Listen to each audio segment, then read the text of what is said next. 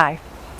You know, finding an expert witness that's going to be perfect in terms of their report and making a connection to the jury can sometimes be a challenge.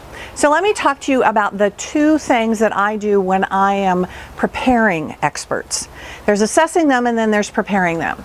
So the two things that are crucial for me, one is to practice with them about where the treacherous cross-examination is going to be, so that they feel really confident in any little thing that's going to come up and they basically have an answer for it. Not that I'm practicing with the answer, but rather the way they handle it. And sometimes giving them some insights. For example, I had an insurance expert that I was working with, and he was talking about, oh, well, that's just standard practice. Well, I knew that in cross, he was going to get nailed for show me where it is it written, who says this, and yet he knew from years and years in the industry that that's just how it was done. So I sat down and we ran the numbers. How many years were you at this level, and how many case files did you handle? We did the math. And then when you moved to the next level, how many years were you at that level, and how many cases did you handle a week and then a year? Well, interestingly, when we sat down and did the math on that, we came up with like 15,000 case files he had handled.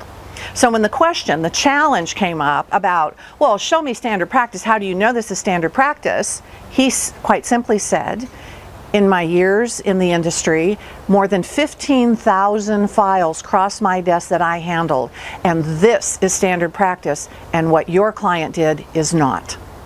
So just giving him that oomph, that information behind how he arrived at his decision really helped. So practicing those treacherous skills, those treacherous questions, is really going to help them. The second thing I always do is video feedback. Now, a lot of experts go, I know how I look, I know how I behave, I'm really good, I've done this a million times, I hear this all the time. But sometimes they don't know how they come across, especially when it gets tense. So, you know, if they're going to get poked by opposing counsel, either in the 8th hour of deposition or in cross-examination, they need to see how do they show up, what are they doing, because it's really, really powerful.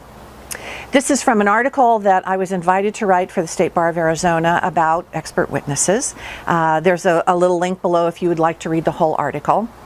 If you would like some training on this, or if you would like some additional information, please call me. I really like to do customized training for law firms and for attorneys. So please feel free to call me. Happy to discuss this with you. Appreciate that. Thanks.